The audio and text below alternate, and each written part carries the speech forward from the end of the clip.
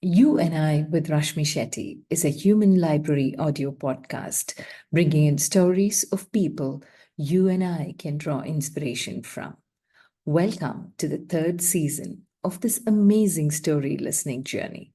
Ordinary folks, extraordinary lives, their uniqueness and individuality, making them interesting to talk to and to listen to, each one of them completely connected to the voice in me and with motivational stories of moving beyond themselves to make a difference in the world. A reaffirmation of the fact: open your eyes wider. The world is far more beautiful when we acknowledge the presence of both you and I. Our guest today is Supria Dhanda, co-founder and managing partner, WYSER, and founder, Bagggel Foundation. Supria is a business leader with more than 25 years of invaluable experience in leading technology giants such as Western Digital, SanDisk, Alcatel-Lucent and General Electric. Her last assignment was as country manager India and global vice president for Western Digital, including being a member of the board. Supria has held executive leadership roles, spearheaded mergers and acquisitions, and championed entrepreneurial ventures. She's currently the co-founder and managing partner at WYSER, an idea stage fund to be backed by a product accelerator fueling the growth of AI-first startups. The visionary behind Bagggel Foundation, her mission is to develop women CEOs. She's an angel investor, an avid evangelist of India's startup ecosystem, and supporter of women in tech entrepreneurs. A TEDx speaker, co-author of Wiley Innovation Black Book Enterprise 4.0, Supria is a thought leader in engineering R&D industry of India. She's a Thai charter member at Delhi NCR and Bangalore and lead anchor for Women at Work, a KDEM initiative for the Government of Karnataka. Listen in as Supria shares her journey, her challenges, and what makes women so special in leadership. Hi, Supria. Welcome to You and I with Rashmi Shetty. It is such a pleasure to have you here. And just seeing you in action on the conference day was enough to tell me that you're somebody who has like a million stories in you and truly an inspiration. So before we move to Supria of today, I'd love to know what little Supria was all about. Equally vivacious, energetic, full of life, full of ambition, or how was Supria? Completely the opposite. Where was your childhood? And take us through that journey. Thank you, Rashmi, and very happy to be here. We had a wonderful association with you anchoring, like I said, a little baby of mine that was beginning to walk, the April 6th Bagel Conference, being CEO ready. So thank you so much for that. Like we said, it's the wonderful beginning of a long-term relationship in making. And here we are at our second, leg of interaction. So, so as to call it. Very interesting. You said you defined how I am today. I don't think I can do a better job of that. But you left it but, and I think that is where my definition of who I was starts. Completely different, Rashmi. People do not believe when I share that. I shared that in my last job, at a leadership offsite, that I was timid in terms of my presence and interaction, not timid in terms of my thought to say what I wanted to do. I think I was very clear of what I wanted. I had my clarity. I had my boundaries defined. I was very clear to say I will not interact in the world of people, not interact in the world or so much of socialization that my parents loved to do. They were members of Lions Club. They had a great friend circle. And every now and then there were interactions and we were asked to say, hey, meet my daughter. And I'm like, why does my mom and dad, why do they do this to me? I would look at the first opportunity to hide. I was extremely into my own world, alone, happy loner, loved studies, almost always stood first. If I stood second, it was disappointing, but the question was, what did I not do right? Where did I fail? Extreme ambition. So that was a common thread.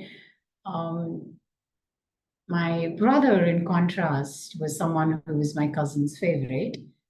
And I didn't like my cousins at all, except one or two I didn't like. And today, when they come and interact with me and stay with me, and they find me very different and welcoming and a good host, I always wonder, saying, who is this new person? And I am now wondering. So here is an image of I painted of a loner in the world, completely homebound, did not like venturing out. People say you're from Delhi. Have you seen Delhi? I haven't seen much of Delhi. I do not know. Even now, I'll get lost. I was born in a small town, Basi Patana, then came to Chandigarh, then Delhi, then Gurgaon. I wouldn't know any of those places very well because I would only know my room, my bed. And my mom would say, if I can say in Hindi, when you get married, this is one gift I'm going to give to you, which is take your bed with you. So that's it. She couldn't detach me from my books. She couldn't detach me from my bed, my room. And Mama would always encourage me to go out. And my mom and I didn't get along that well because she was completely anti my need to be alone. And she was like, go make friends, go blossom a bit. So today she's my biggest fan. When hopefully I blossomed, hopefully I found a new me. Yeah, complete contrast. Wow. Okay. I'm sure anybody who knows you will not believe this side of you at all because blossom, you definitely did. And what was your childhood like? You said you were always very good in studies and you loved your own company. And that's a very beautiful way of living because you enjoyed solitude for sure. But were you also a child who would take part in extracurricular activities and be active there as well? Or was it only books and you? Very active. So yeah, great question. Because as much as I liked, so mission focused is the right way to say it. Poetry, recitation. I even write poetry today, and I love it. Declamation contests, science fairs. Very active in all of that. For me, when I look back to say, well, you enjoyed all of that, and yet you did not enjoy the world of people, because I think for me that was still part of my curriculum. Study and extracurricular was still part of my student routine. And therefore, for me, that was still work. And therefore, I think that I was extremely active. So, if you say from today's perspective, a well rounded personality, yes. I would take part in dance, yes. Very active in extracurriculars. And again, true to my grain, yes, I would win those two debate, declamation contest, poetry. I would take part in Republic Day parade. Yes, very active. Okay, I'm curious, Supriya. So all of these are activities that you did solo, and that's why it didn't hinder No. who you were, because parade would have been a team activity, but the rest were more about you and how you handle yourself. Was that the reason why you were very good in all of those as well? Or You are my shrink on this call right now. Nobody asked me that question, Rashmi, ever. But what an insight.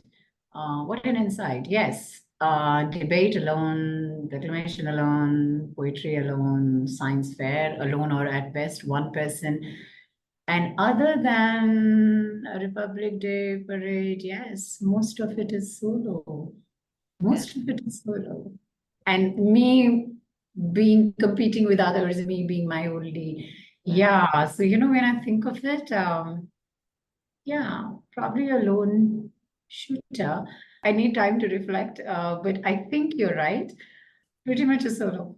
And what shifted and what changed to make you this person? Because I remember the Bagel conference, you had everyone with you.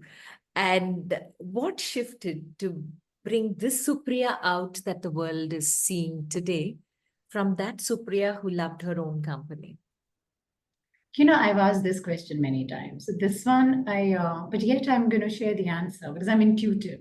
I'm going to, and your questions you haven't shared. So I am going to answer the first thing that comes to my mind.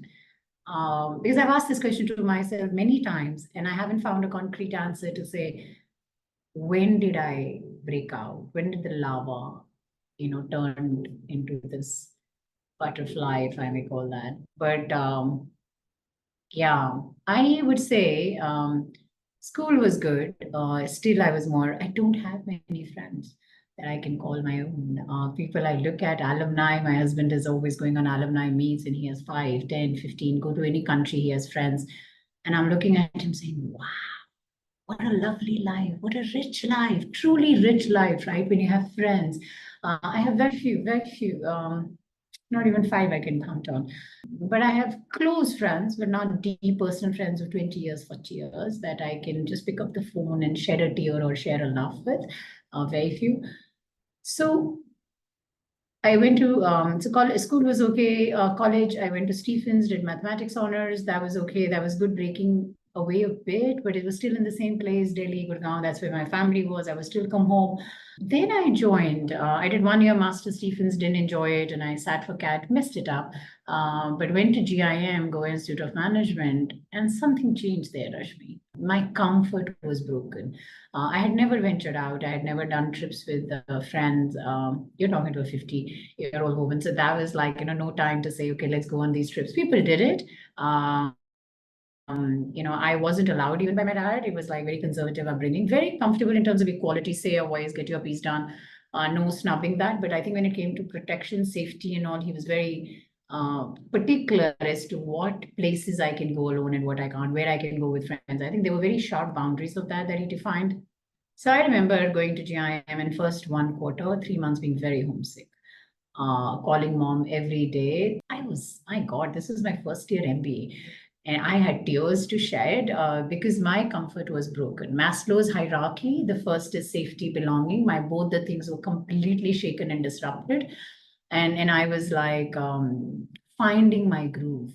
A person who was a complete home bird was now flying completely in uncharted, unknown waters. And I was wondering as to where will I find my comfort and where do I belong? I think I was finding my new space, new coordinates. I think that's the time I think, Rashmi, this change would have happened. It was necessity driven growth. It was not something that I think I graduated into by choice. It was something I would say an external force that said, let's break the shell and let's yank her out and put her out and expose her. And then let's see what comes out of it. And I think then I struggled a bit, made a few friends, didn't last, made a few errors, didn't work out, made friends with some people, wasn't great. And so, yeah, I think the first few months was, hits and misses, more misses than hits.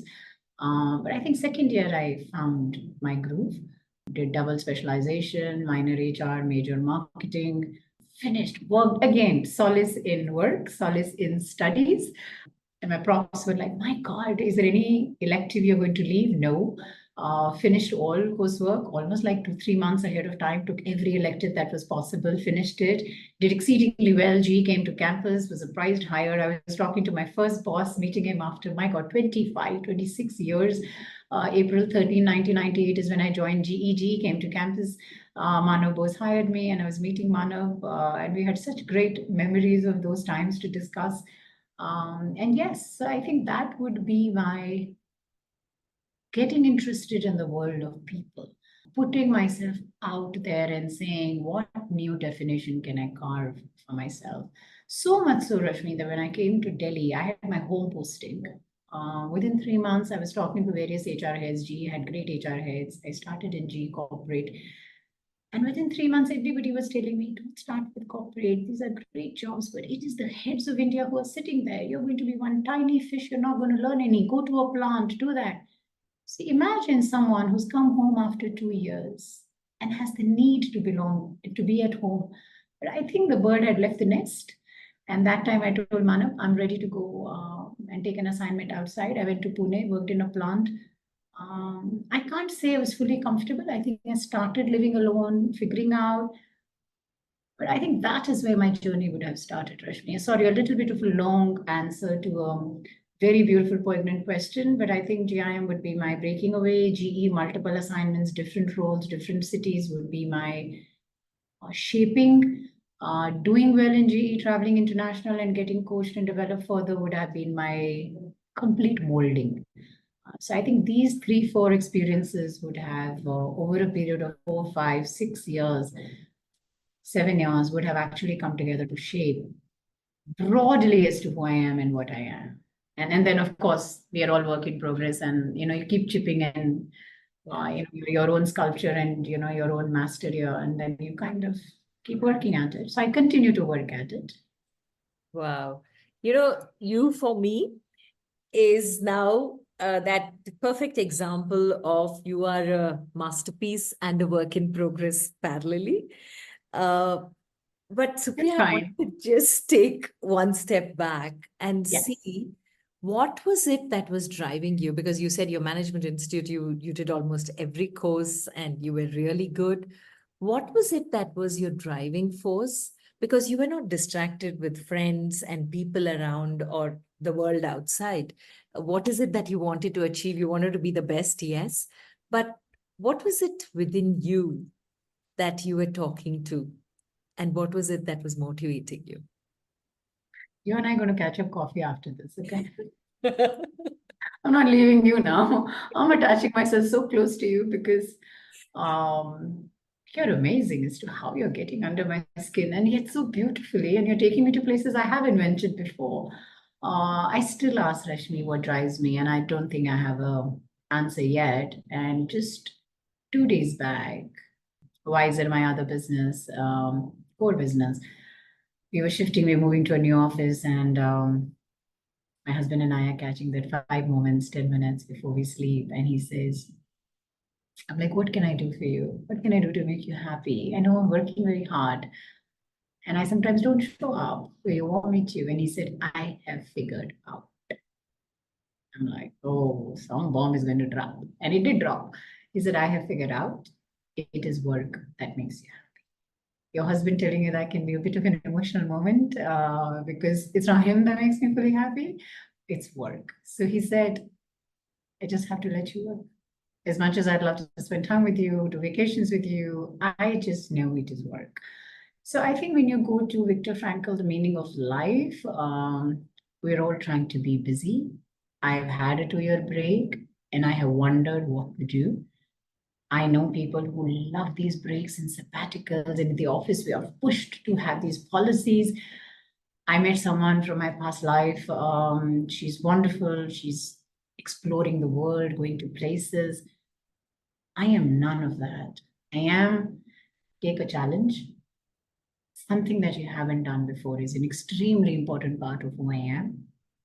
So if I am, for a large part of my work life, initially I was into people function. I moved to finance for a year, Six Sigma, mergers, acquisitions, and then entrepreneur, then back to corporate, then into managed services, transitioning again a bit of M&A, stabilizing, and then completely into a country manager role, which is leading an engineering company, being a non-engineer, figuring that out and hopefully doing extremely well, then quitting and starting Bagggel Foundation, now setting up a venture fund, 200 crore.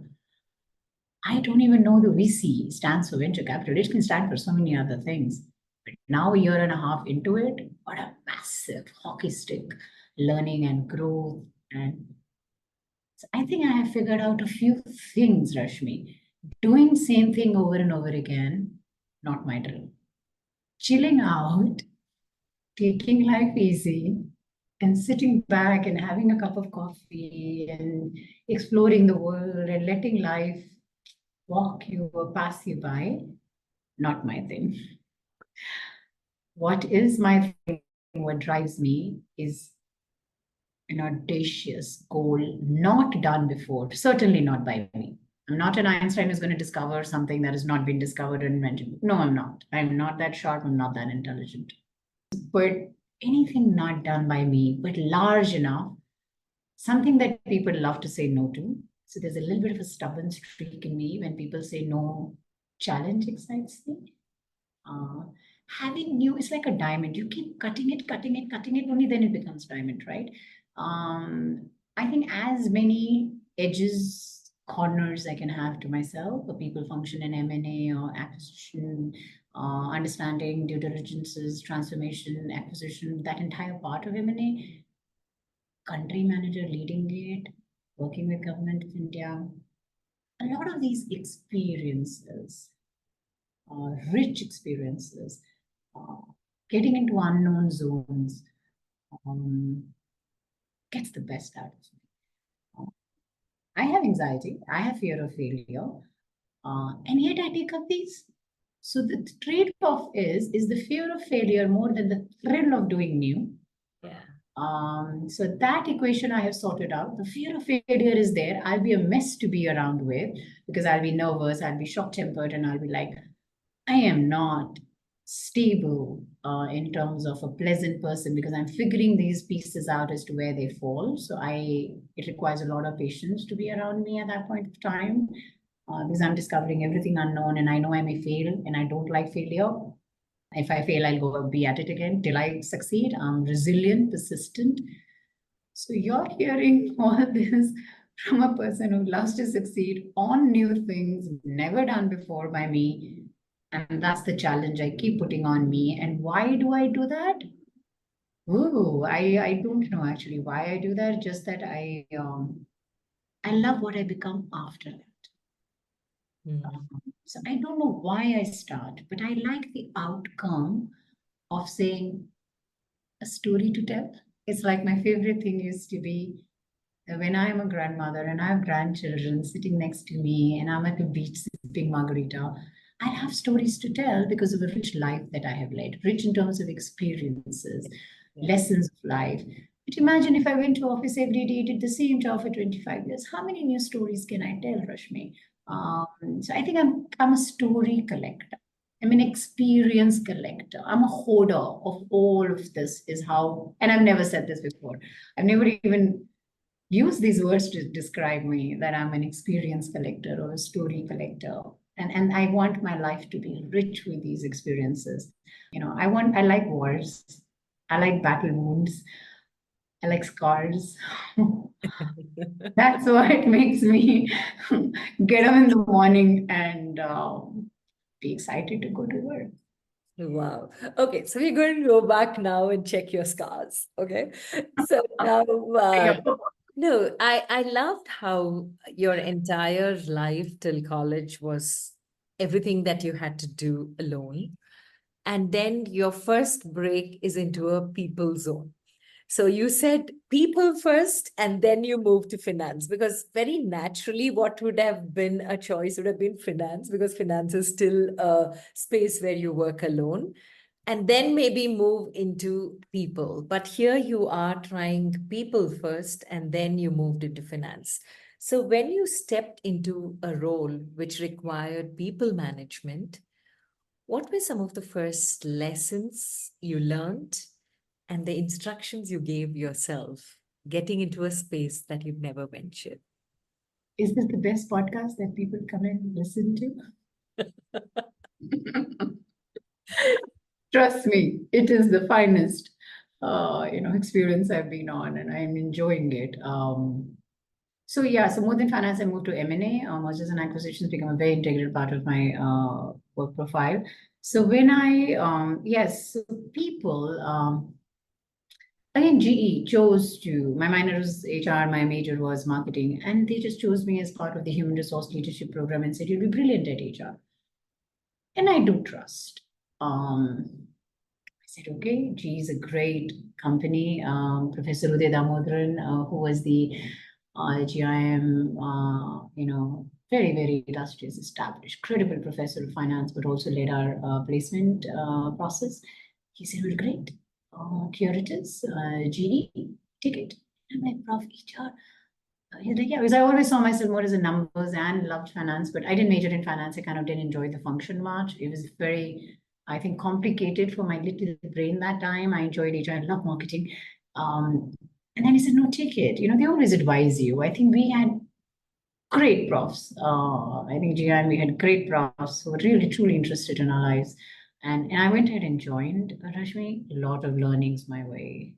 Corporate life is, they've been forever trying to mold Supria into a corporate uh, persona of, it's like we are sharp. I am sharp. I have edges to be blunt, blunt, blunt, blunt, blunt, blunt.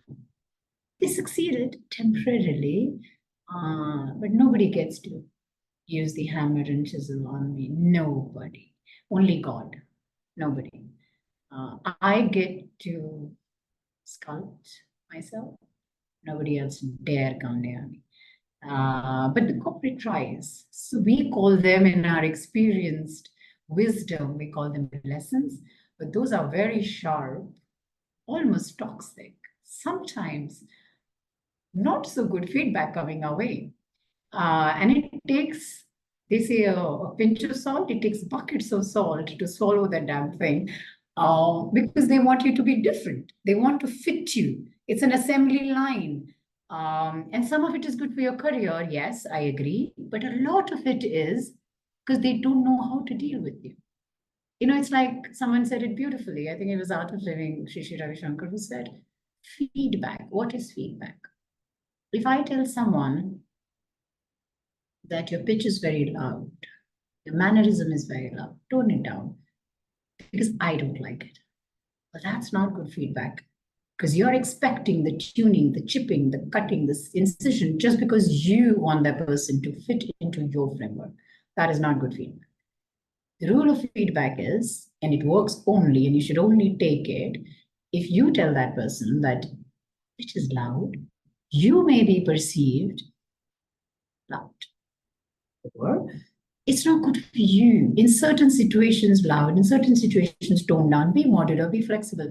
If you are giving feedback for the good of that person, only then the feedback is good. But how are we given feedback? Don't do this. I don't like it. Too bad. Your problem. You fix it. Don't try to fix me. So I think a lot of fixing was done on me by multiple people. And yet there were more people, trade-off, but there were more people who loved me for who I was. And therefore the careers that I, experiences that I could gather.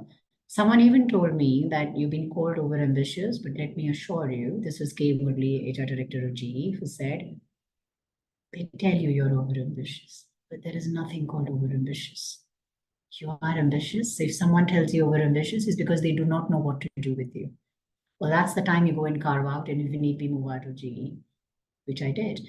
GE was a fabulous place to be. So I think if you talk about lessons, be very clear of who you are. Extremely clear. I don't think we are that clear as individuals. I still know people go to restaurants and struggle and fumble with the menu of what to order. As simple a thing as that. And most of the times, I'm very clear, today I want falafel with this. Today I want Chinese. Today I want this. I think clarity, knowing who you are, and constantly working on yourself. I think a very, very sharp image, narrative of who you are is needed. And I would say, Rashmi, more for women than men. Men, still an average man survives a good career. An average woman finds it very tough. We have to be stellar. We have to be super women to do well and do all of that. So I think that pressure is on us, which is why so very few of us succeed. So I think first lesson is keep a very, very reflective hat on. At any point of time, a lot of feedback, a lot of good also is going to come your way. Don't let the good go to your head and don't let the bad go to your heart. Always have a filter through which to see these things, because some of it are just coming out of their security or insecurity, whatever you call it. But have that. And you're very young sometimes to filter some of these, but over a period of time, if you have your frameworks developed, you'll find it easy to say what is good for you and what is not. But that only comes from a very authentic dialogue with yourself. I have a very authentic dialogue with myself to say, Supria, you can be a pain sometimes. How do you become more sugary, more nice, more soft, land well on people? That's a constant dialogue I have with myself. And therefore, if someone says that, you don't get hurt. You just know that's who you are and you have a work in progress to achieve. So I think that's one. Second is going to be to say, read a lot, read a lot. I've read lots of literature research on women. So when one of my bosses once told me that everything is great about you, you're excellent work ethic. So most of my work jobs are also A grades. There was rarely a B ever. I don't think so. It's been stellar career from that sense. But I was told that, Supria, you are aggressive. Can we blunt your edges a bit? Then I realized, and I'm like, but why? So there is literature, Rashmi, that when we find a woman who's damn good at her job and is 100 on 100, when we have no other feedback to give, we will get into her personal life. Then we'll tell her to tone down. And I had read it, and therefore I had a framework to tell my boss. And I really liked him. He was a great, great, great guy. And I told him, thank you. I value it. but you're following into stereotype with previous research. So is this really something you want to say to me, or is it just because you have nothing else to say on my work, you're choosing to fill the gap of weaknesses by putting this stupid stuff on my plate? And he said, let me think about it. What do you think? I can always improve. I'm very comfortable. I can always improve. I can always land soft on people. There is enough and more learning I can do on that. This journey I have traveled, and there's a lot more journey I can travel. But you need to be very clear why you're saying this. He said, is there at least one person you're upset, you make upset? You've got to be careful. Oh, in a company when you lead 4,000 people, I don't think you can worry about the last one. You should, but I don't think you can. So that's the second part. Research your subject very well. If you're a senior woman in a corporate career, research the diverse, inclusive space very well so that you know the bullshit from the actual content. And you should never let actual content pass you by if that's an opportunity to learn. One more lesson would be to say, learn. Pick up as many different experiences as you can.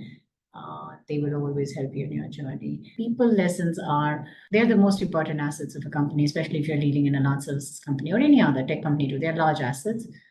Be fair to them. The first thing, they don't expect you to cuddle and hug, but be fair to them. Hiring policies, be fair. Culture, be fair. Promotions, be fair. Equitable and inclusive and fair. I think those are things I came naturally as my strengths, Rashmi. Second, stand up for them. A lot of times the company is going X direction and some direction or mandate has come from somewhere and you're like, you're trying to hold on to your job, that if I take that piece of conversation on, I may be seen as negative. I've never cared about that. I know that one job at risk, which is mine, is better than 500 jobs at risk. So fight your battles. It's very important in a people function because they are at the receiving end of the decisions. They don't have a say in the decisions. If you're in a people function, it's your goddamn responsibility to own that part really well and not be meek and humble, but be absolutely data-driven, business-driven, logical, and fight your battles very well. Because your one no to a decision can save a lot of people. I've said no to many reduction in forces. I have reduced the numbers. I have fought tooth and nail. Sometimes one person even told me, an executive, that if you can't place them in the next 7 days, I'm only giving you 7 days, I will take your job. I'm like, please do. If I can't place them and I'm buying 7 days time and I do a bad job of that, take my job. What's the big deal? I'll find another. But if I'm able to place there were 17 people, if I'm able to place those 17, guess what? My job is nothing compared to 17 careers. And then the associated families and the food on the table. So it's like the Amitabh Bachchan in your pocket. I carry my resignation in pocket of that, have that attitude. It's worked for me. Nobody's ever let me go because of that. Never. So I think in people function, these are two important things. Transparent, fair, inclusive. And second, speak out for them. Stand up for them. They deserve that. Yeah. And it's so true, especially as women, to be able to do that. All things said and done, we do have a lot more men in the job market. So a lot of women find themselves completely secluded. And a lot of women feel that women in the workforce who are their colleagues don't stand by them.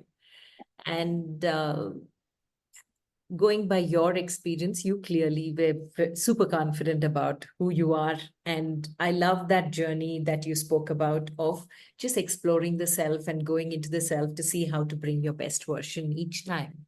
Supriya, when and where did your journey with women begin? Where today Bagggel Foundation is all about being that catalyst for women leaders.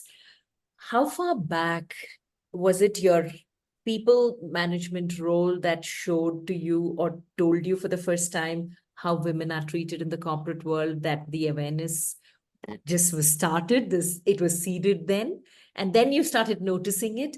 When did actually this leaning towards speaking for women, being that catalyst for women to find their true voice, germinate in you? Thanks, Rashmi. That was an easy one to answer. Thank you for asking me one question that's easy. Okay, I think this is clearly 2009. I had just closed my startup. I mean, I had exited, the startup was still existing and my partners continued. 2009, I came back and I had a couple of job offers and I chose Alcatel-Lucent, and Alcatel-Lucent worldwide CEO, Ben Verwaayen, had signed up with gender equality project at the World Economic Forum to say, well, we are going to be looking at every aspect of our company, and we'll use India as a pilot to say, are we fair? Is there gender parity? And that was the thing. So out of the 7-8 companies, member companies that signed up, Alcatel-Lucent signed, and in India was chosen as pilot, and I was chosen as the lead to lead that project. From a structure standpoint, understanding pay gaps, talking to women and figuring out in a very structured, process-driven format, led from Geneva by the team that was based there and of experts. That was an amazing experience. It was a year-long project, working directly with the CEO's office. You don't have to go through hierarchies and lose your time there. India CEO was aligned. It was a fascinating project to lead and understand from various systemic structures, policies, return to work, how many women who get pregnant, they come back to work, what's the ratio? Is there pay parity? Is there culture? Do we listen to them? Do we promote them at an equal rate? So I think all those aspects, when I led that project, I was hearing stuff that was scary. And it almost got so scary that women got very passionate and very angry. So it was like now time to say, oh my God, you open this can, everything is kind of spilling out. The company is not yet ready. How do you put a lid? And of course we did, in terms of not putting a lid, but to contain it, to understand that, guys, we've heard you, have faith in us. We will figure out the steps to solve this. And it's going to be a journey. That was an amazing experience because the company was committed. The company was very open. We just didn't want this to get into that immediate extreme feminism wave that now, they want an immediate. So there is no 2-minute Maggie noodle fix to this. It's a journey. So I think a very transparent communication to say, we've heard you. We're going to put plans to fix this, to make sure it's designed right in the future. And I love the company for that. I think we were on a very good path. And like I said, sponsored by CEO's office. So I think it just knew that there was that much of seriousness, commitment, and huge integrity attached to that assignment. So we did well. That is something that, Rashmi, that was 2009, and today we are in 2024. There was no going back after that. Being a woman born in India, or I think anywhere in the world, you just know you experience some of these microaggressions. Also, these unusual advances to say, let's go out for coffee. Oh, we are sitting and having a drink. Why don't you come and join? I don't want to. Oh, no, come. I don't want to. Oh, come on, come. And you're like, oh, so small things like that. You knew that there were these, things around in your life that you've been exposed to. But you never thought too much about it. You just thought it's okay. But when you see systemic bias, structured interventions needed to fix that, then the problem is large, deep-seated, rooted, and it needs to be uprooted by a lot of strategy, design, and commitment. I think that was 2009. There was no going back. I had a gender lens. That gender lens just never went away. Even at home, all the conversations with my dad, with my mom, with my husband, oh my God, I think I became a little bit of an aware pain. My sensitivity got heightened. My tolerance questioned. And then I needed to find my balance. And when Bagggel was being born, I had done a country manager, country CEO role for Western Digital. And I knew that being a non-engineer is one, I told you, being the Asian woman in a team of almost all white men at the top, different experience. And when I was given the role, I was told that there are these things that are going to be there.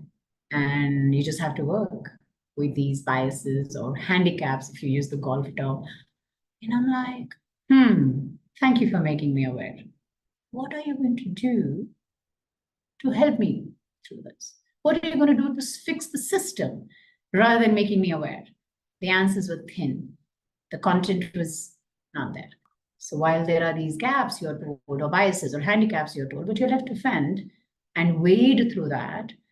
And sometimes muddy water, sometimes choppy. And of course, you emerge victorious, but you don't emerge victorious without scars. It's like you break the glass ceiling because you're left to walk on those shards.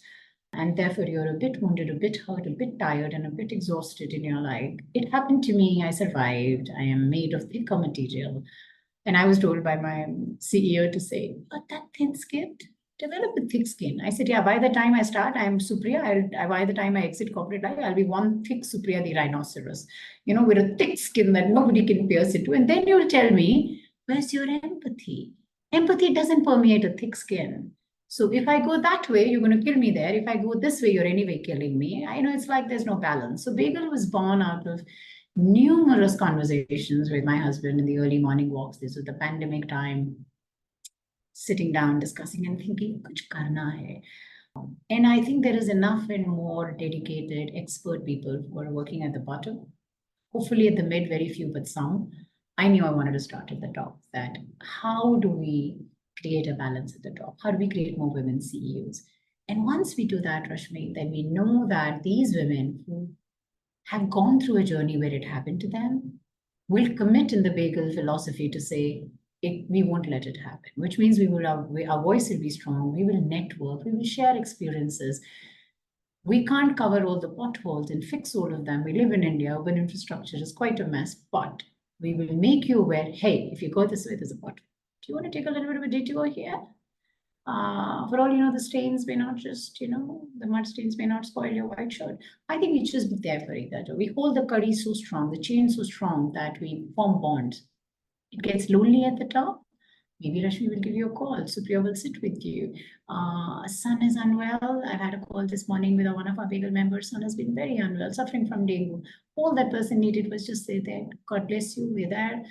How much more can you do? Can you go and fix? You're not a doctor. Can you go and meet every time? You can't do that. You have your own precious internal. But can you just be there in emotion and pray once in a time? I think that's all you can do. And share experiences. I think Bagggel was born out of the need for women to network, hopefully support sisterhood.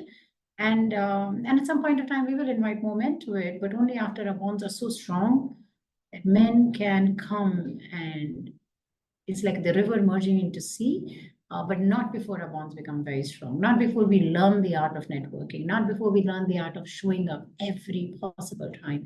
And if we don't show up, there's a goddamn good reason, and therefore we establish an understanding of why we can't show up. So I think this is about giving back. It's purely from my heart to say, which is why it was a very conscious decision to make it not for profit, to say that as much as we charge a membership fee, which we call a donation, because we're all privileged, we're not going to pay for each other's food and all. I think rather than go and ask for donations, it's good that members pay for it.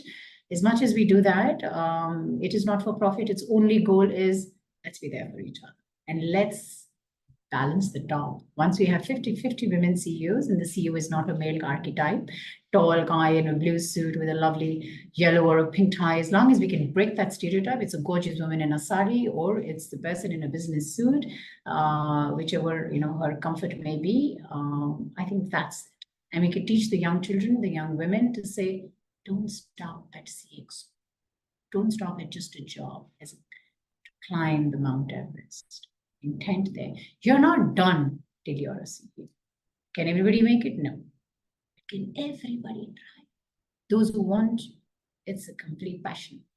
This is so true, Supriya. And I would like you to go back to your journey, because I think somewhere you, like you said right at the beginning, you had that audacious goal to reach, and anything that was not tried before by you is what you wanted to try. Now, that streak of getting out of your comfort zone, though you started off by saying that bed of yours needed to leave the house along with you. I miss my bed. I don't think Mama ever gave it to me. Still, from that world, here you are trying everything you've not tried before. And in your own journey of being at the top of leadership in every space that you went into, what is it about women that you learned in that journey? Thank you. It's a brilliant question again. We get clubbed as women. Yeah. We're all different, very different. A young woman, different from a person with a mid-career, very different from a woman who's senior woman. A young woman married, different from a woman who's married but at a mid-age, very different from someone who's at 50 plus. And then you keep adding intersectionalities of an urban or a tier two. Am I ambitious? Am I more masculine in my disposition? Or am I a woman more feminine in my disposition? So much difference. There are men who are men, but they are feminine in their disposition. The masculinity and femininity is so different from the entire aspect of men and women. And now men and women is gender, and it's so different from the sex we are born with. Oh my God, this is such a complex subject that broad brushing and calling it women to say we are launching one program, let's put all women, is herd business. This doesn't work.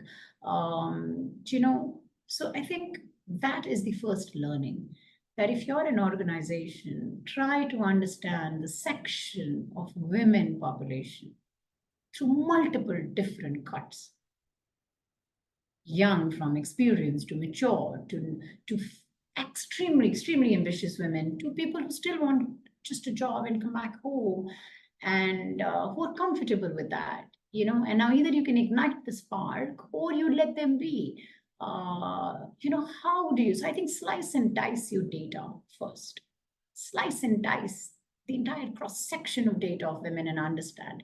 Then compare it with men if you want it. If you don't, then it's entirely your choice. I think organizations are completely missing this piece of understanding what women, who are these women, and what do they want.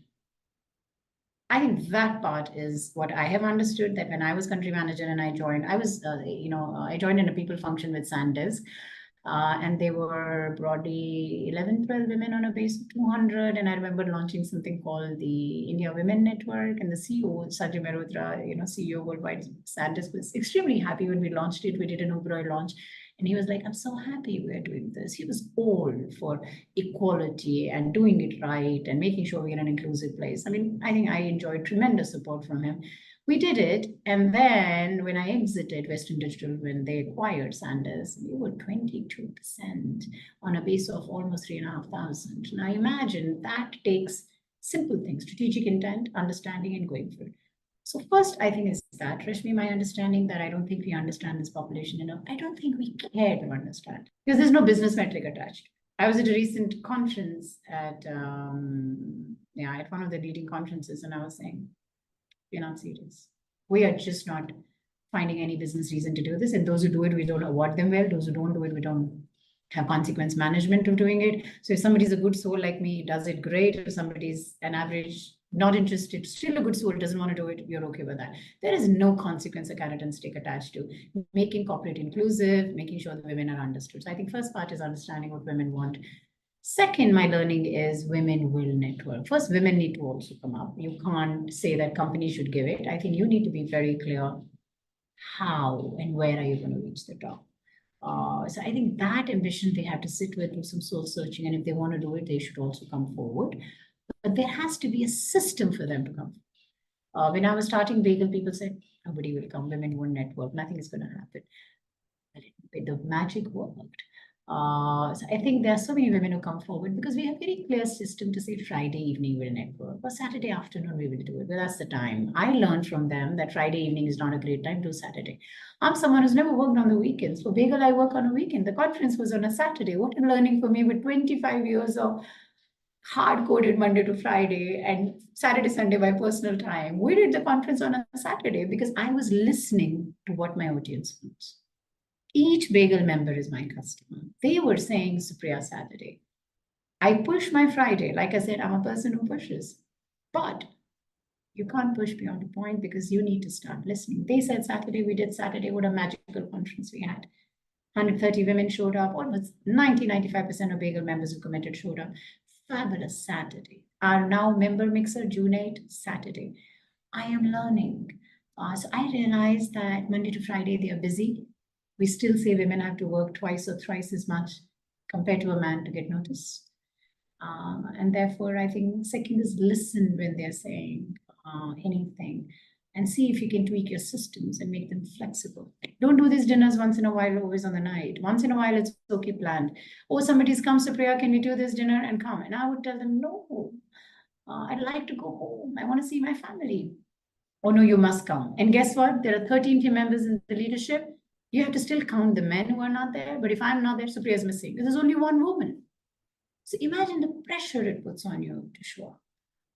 I wish the reward was equally high when you show up. That, yeah, she's always there. Oh, no. Very rarely do we recognize women for showing up all the time. But our misses are noted. So I think we need to be, my view, if you take Ariel, we are not doing an Ariel ad or any other detergent, and wash human brain of all the dirt that we carry, the biases we carry, and give it a good rinse, then a shake, dry it, and do a complete whiteboard, and then write an equal world across every section, no caste, no creed, and actually respect the Constitution of India. No discrimination based on caste, color, creed, gender, religion. I think the world will be a beautiful place. I've only picked up a sliver of balancing the top when it comes to CEO position. But there is so much rest of the garbage, Rashmi, that needs to get cleaned. You'll be busy every day if you start talking to people who are working towards cleansing the system, including myself. I come with my baggages and I come with my patriarchy in my mind, and I see that I need to rinse, clean all the time, because in this today's world, we gather dirt very quickly, and that rinse, repeat cycle needs to be on, even within yourself, going back to the first thing to say, who are you?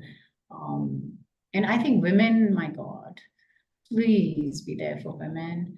Please, please be there for women.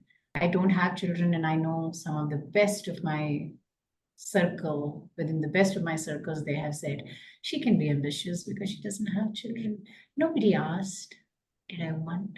They just assume I'm a mission-focused, ambitious woman who never wanted children. Nobody asked. When people did ask, there was a very honest answer on the table that I would have loved 5. So it's not like, so I think we just need to be good human being first, True. good woman next, and the rest will all fall in place. From here, I would want you to give me a description of who is Supria according to you. Authentic, what you see is what you get. Sensitive, I've never said this word ever.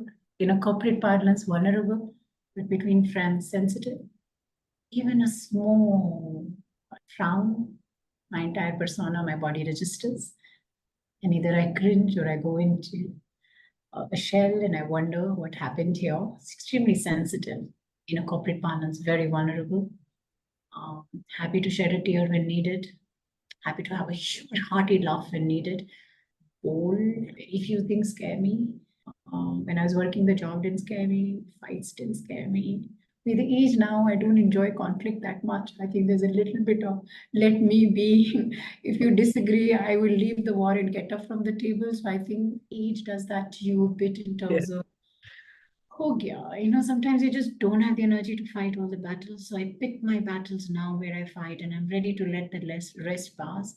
And I don't feel bad in the evening that, oh, I lost. None of that. So I think my scoring has become more macro than micro. So I think a bit of wisdom has come in, because otherwise I can't enjoy and be at peace. So I think today, a lot more peace loving. Bold, yes, extremely, but I pick up my battles. Learner, I get very excited and I learn something new. And then I say, oh, I learned something. Oh, I learned something. This is this childlike popcorn that, you put a microwave, maybe that popcorn bag, and it goes, pop, pop, pop, pop, pop. I think I just love that. Learning excites me. And I'm very happy being wrong when I haven't figured it out. I'm like, oops, I didn't know. People spend their lifetime not saying sorry or thank you, or saying, oops, I learned or I didn't know. I'm very clear what I don't know. Very comfortable with not knowing 99% of the stuff. Even if I know one, I'm comfortable. The last, a loyal friend. If you're my friend, if you're in my circle, nobody can touch you. I can touch you. I'll hurt you a bit. I will get personal at times, and I will have my showdowns because I'm very passionate and very intimately then involved. But then you're my person. I'm a loyal dog who adores, loves with passion, and will always be there by your side. At least 1,000 times.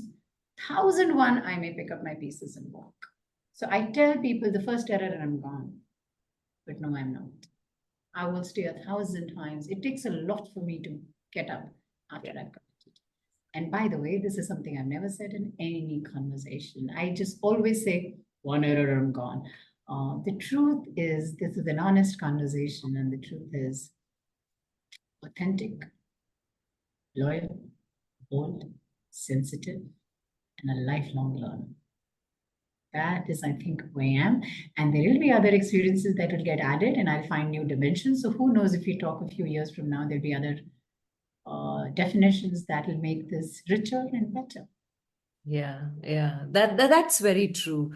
And professionally, Supriya, when women try to hold themselves back, I notice that you're somebody who's just out there being who you are. So professionally, how would you describe yourself? What all are you involved with now?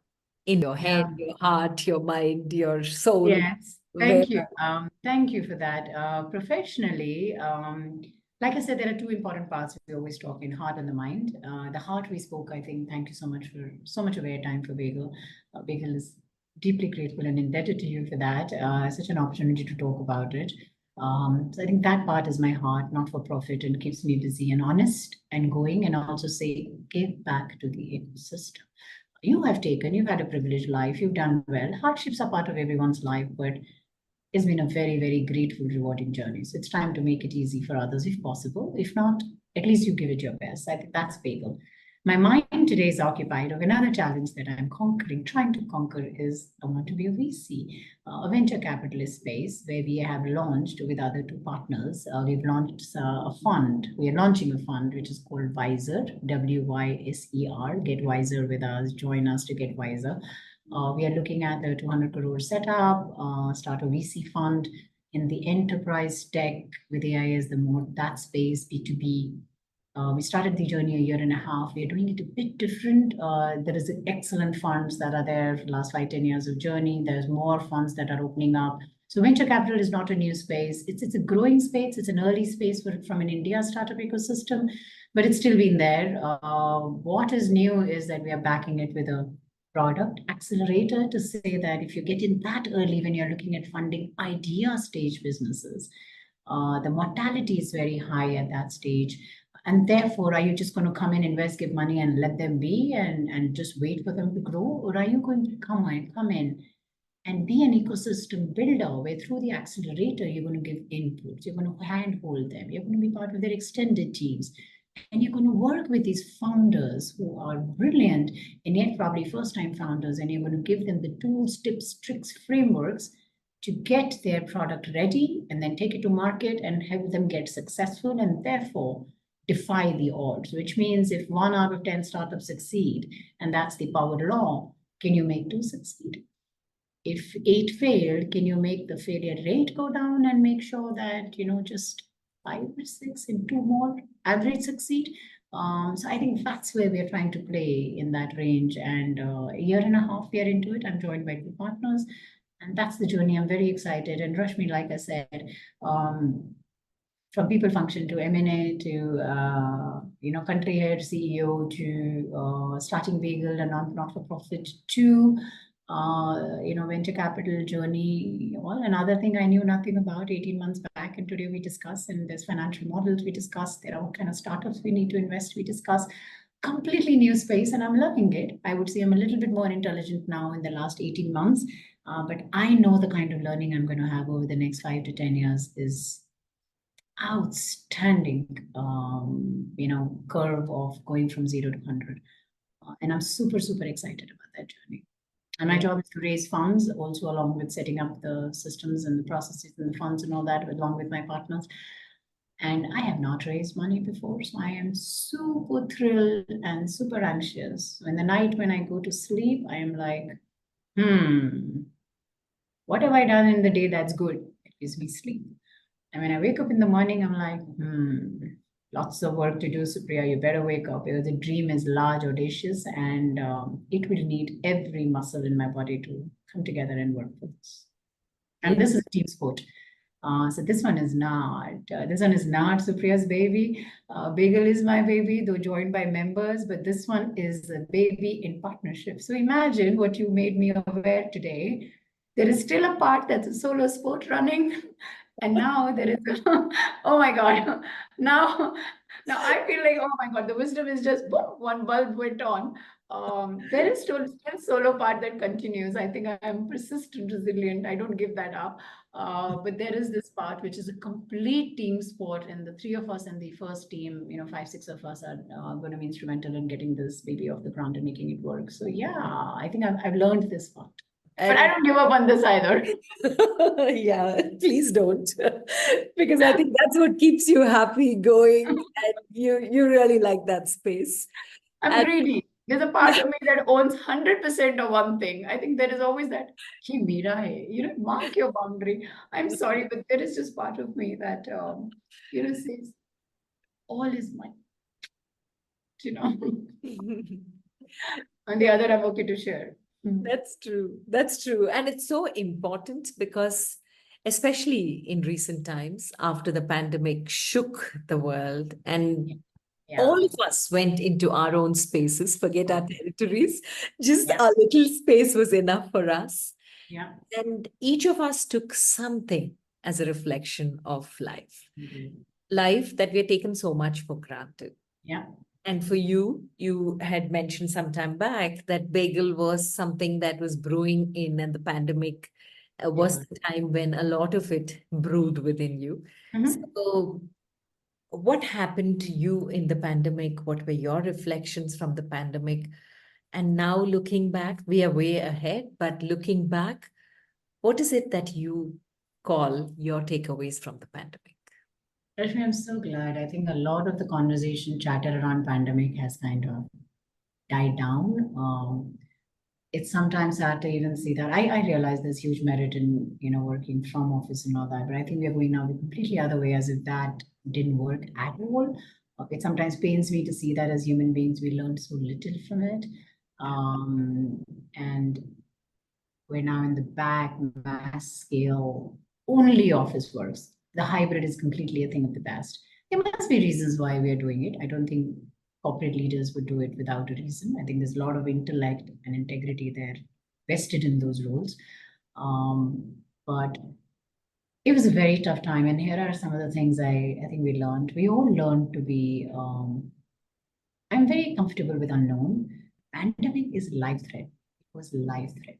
That unknown, if you all survived, and I fear the death of my loved ones the most, like any other person, is coming home to a smiling face, to your husband, your baby doll, your parents, your siblings, your husband's family, your lovely in-laws. I think that fear saying the worst can come and we will still survive. And therefore, we will live with and manage our anxieties was great learning. I do give into anxiety when it comes to any of my close ones getting impacted. I don't do well with family being in sickness and health. Sickness only, I'm sorry, not health, but I don't do well with family being in sickness. I think that part is we all dealt with. So I realized that here together we will manage. It taught us the value of family and friends, so nothing new here. We all got in touch with our alumni, our family. Oh my God, the number of Zoom calls we did. And I was integrated on both the sides. I would hold my in-laws calls together and that family, and I would hold my family calls together, and the joint family and the cousins you hadn't spoken to, and there was multiple Zooms and all that. And I think that came together. I said I'm more a family than a friend person. So I think I bonded a lot more with my family on both the sides. And I think that part became very strong. My husband and I spent tons of times. I think that value and the bond became very thick. I was told the divorce rates went high, but I know that with us, touch with the bond became that much more thick. Other thing that we noticed was it was an equalizer. We have so many categories: a developed nation, developing, emerging. Economically, we are not there. The poorer section, the weaker. Everybody, nobody had a cure. India, US, China, everybody was struggling. So I think it was an equalizer of sort, where we all knew that on this mass scare, we have to all collaborate. So I think no one competed and everybody collaborated to go and find the vaccination. And they were given, vaccinations were exported, imported. I think all of that, the world came together. We were all fighting one common enemy. I think that for me was like, wow. I wish the boundaries blurred, and I may be talking stupid stuff here, and people who listen can say, "Oh, what is wrong with her?" But I wish there were no boundaries. I wish there was one power that led the world, and I wish we were all more united. Or even if we had boundaries, I wish there was more common agendas than competing agendas, more collaboration and growth agenda than competing. I think this was one collaboration agenda. So I think that worked well. As much as remote worked, Rashmi, Bagggel is a lot of in-person meetings we do online. We have not walked away. I think hybrid works. But that in-person connect, oh my God, I lost touch with few of my people that hurt because I was not able to understand them. I think it was very tough for introverts out there because they are in their world, and I think pandemic pushed them into a corner. It was tough for extroverts too because they thrive on energy from people, and that was tough. I think the power of in-person connection, sitting across each other, that energy, that magic. So I say that work from home works functionally, but when you have to create magic, you need an in-person vibe and energy. So I think for organization to differentiate where functionality needs to come in, and therefore let's get that part done from home, and where collaboration, innovation, and thinking and ideation and culture needs to be built, let's weave the magic by in person. I think that is what was the biggest learning for me, to say that flying across seven seas, living such a life for 5-6 years as country head, being away from family. I think we did too much of that. I don't think we ever applied a filter of what can be done remote and what is needed to be done in person. I think for me, as part of organizational person, that was the biggest learning. The second, obviously, is the one that I say, but I forget, Rashmi, so I don't think I get to claim here. I'm a total workaholic. And I think I need to be reminded about time with family, time to de-stress, time to look after my health. I think all those reminders, I keep them on reminders, saying time to talk, time to call. I think that part is something that hit home. Means to an end. Jobs are means to an end to provide for family, to be with them. I think we keep forgetting, and pandemic was a huge reminder for that. So I think that is where is the last part. I would say I said it touched upon early on, but when everything is unknown, anxiety sets, fear sets, and you're not at your best. So the times I figured that when you need to go to sleep to wake up in the morning fresh and radiant and ready to meet the world's challenges, always think on positives. Every dark cloud has a silver lining. Pandemic was a dark cloud. The silver lining was we worked in the same organization, at least most of us, same organization. The structures didn't change, managers didn't change, husbands, spouses didn't change, children didn't change, dogs didn't change, our addresses didn't change. So if that part you can look at, what was stable today? Go to sleep. Because a lot of it didn't change. Our lives were at risk. The cure was unknown. A large part was unknown, but still a large part was stable too. So I think it's like if you are financially driven and you want to be the richest person, there's someone richer than you. And you can always be upset about that, and the other thing is there are always going to be people you are more privileged than, and therefore you decide where your peace comes from. So I think when you need peace of mind, you need to have a positive outlook and look at what is stable and known. When you want to be driven and ambitious, and that's usually a morning to night drill, I think that's the time when you look at unknown and say, hey, what problems are we fighting? We have COVID, pandemic, employees need to be safe. They need to be, ferried in and out safely. And therefore, that's a problem you fight. You wake up fighting and raring for that problem to be solved. I think that was pandemic. But you go to sleep saying, he said, I can give you a 2-second way to find peace. Close your eyes, and if you think, your mom, your dad, or 4-5 people who are the best in your life and nearest and closest, if they're all alive, right now in good health, that's peace. But if there is anything else, then obviously life is a variable and a mix. So I think pandemic was that for me. Amongst the dark cloud, I think it taught us how to look at the silver lining of what hasn't changed. That's so true. And what hasn't changed is something that is a question that we constantly need to ask, to be grateful also with how life has treated us. So time now for your life lessons, 3 life lessons that you'd like to leave us with. There's only one Supria in the whole world. There's only one Rashmi in the whole world. So rather than wondering what others want out of you, Supria is this, Supria is that. You never asked me what Supria is according to perception. You always asked, who is Supria according to? I love that question. Because there is a perception around who I am, and there is actuality, reality of who I am.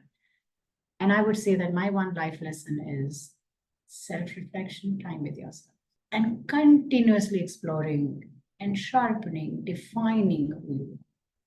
Extremely important for all of us, men and women. And I think that will only happen once you take your time at the end of the day or at the end of the week or month or year to say, let me take a few days downtime and figure out who am I? What do I want? I was talking to someone the other day, they don't even know their boundaries. Anybody can come and then, enter your boundary. People you don't know your boundary. You haven't set them. And somebody will come and call you at 9 or 10 in the morning and expect a call at 6 in the morning. I remember when the Bagel conference was happening, somebody would call me at 7 in the morning. I am unavailable before 9 in the morning. I am unavailable after 9 in the evening. And that goes for my family too. Nobody can call me after 9 p.m. That's my downtime. Emergencies are always exceptions, but not a chit chat. Calls come, they all go unanswered. And then over a period of time, they're like, oops, sorry. We know that's your downtime. Why did we call? I rarely, actually, never pick up the call because that will set a wrong precedence. And if I pick it up once, they'll definitely call again. Your boundaries. And that'll only come if you know yourself. So humbly apologize, but don't let people get into your space. That's your code. So I think that boundary is extremely important, that authentic image, who you are, what you are, your pluses, minuses, derailers, motivates, what makes you angry, what makes you happy, what makes you jump over the wall. I can list 100 questions to get to know yourself. How should people interact with you? What kind of people can switch you off? I have let go some 2 long-term relationships. They weren't my friends. They were someone else's friends, but they were in my face every week when I would socialize and party. It took me 10 years to say no to that, to say no. This person brings out the worst in me and I don't enjoy it. So I am not going to show up where this person is. Like we all become very aware of toxicity. I became aware of the toxicity and I said no to that and deal with it and move on. So cleanse your space. But that can only happen if you know yourself. So one life lesson is go deep and get to know who you are and answer as many questions as you can. Second, invest in yourself. I think multiple experiences. None of us knew our potential. When I would walk 1 kilometer, I didn't know I could walk 2, 3. And then 11 became very easy. And then I was like, okay, let me do 15. And that became easy. And then when you stop walking, even 5 becomes difficult again. For a year and a half, again, I gave up walk. And I was like, I am never going to get to 5 kilometers again. And it took 3, 4 weeks. And again, the 5 became. So I think being at the wheel of experiences, pushing yourself physically and intellectually and gaining more experiences is just going to look at what God has created an enormous resource within us. I don't think we utilize that to the fullest extent. And if you read Atomic Habits, it says, I love that book, the tags you attach. I love that. That was my one big takeaway. I'm not a morning person. Really? If you want to change that and you want to wake up in the morning, you got to stop saying. So I think how you change, how do you alter your habits over a period of time? So I think investing in yourself, I think that was the second. And third is going to be, like I said, I occupy my mind and heart both. And I see a lot of people make their passion their work, and they're at it, and sometimes it doesn't work, Rashmi.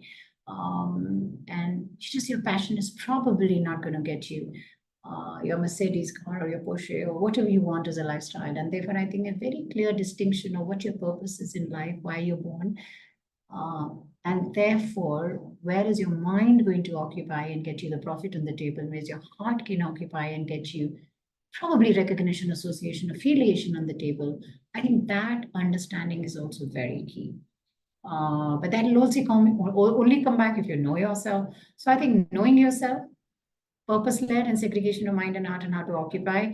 And if you think job provides for both, perfectly okay. But I've seen enough people, and I think US does it very nicely. I have a day job and I have an evening passion. I think that part worked for me very well. If that works for someone else, brilliant. And the third is continuous learner. And gathered and experiences make your life so rich that when Rashmi calls you for a podcast, then you have those many varieties to share, and she can keep peeling and peeling and peeling, and there are too many onion peels before you get to the core pink pulp, and you enjoy that peeling process. And I think I have these are my three life lessons. They may sound very work-oriented or self-obsessed. My apologies, but I think it is self-focus is how I would call it in a positive. And that's what makes you so special and completely aware of where you want to go further as well, Supriya. An honor having you on You and I with Rashmi Shetty.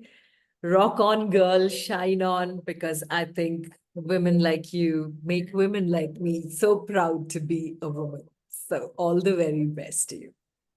Thank you so much. It's been a total pleasure talking to you on You and I with Rashmi Shetty. Wish you all the best and keep touching lives and talking to women and helping them discover more of themselves.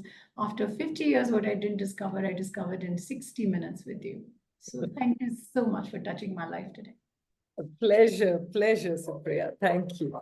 With that, we complete this episode of You and I with Rashmi Shetty. Do let us know if you know inspirational people whose story needs to be heard. You can write in at rashmi.thethirdeye@gmail.com.